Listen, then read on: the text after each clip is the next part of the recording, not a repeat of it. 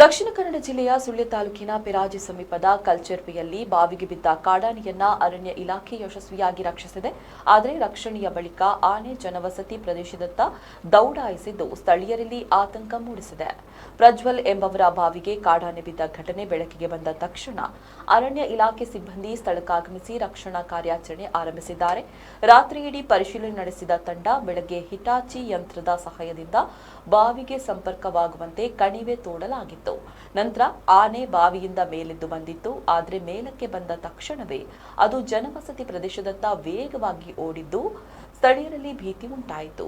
ಈ ರಕ್ಷಣಾ ಕಾರ್ಯಾಚರಣೆಯಲ್ಲಿ CCF Karikalan, DFO Anthonius Mariyappa, ACF Prashanth Pai, Subbaiah Naik, ರೇಂಜರ್ಗಳಾದ ಕಿರಣ್ ಹಾಗೂ ವಿಮಲ್ ಬಾಬು ಸೇರಿದಂತೆ ಅನೇಕ ಸಿಬ್ಬಂದಿ ಭಾಗವಹಿಸಿದ್ರು.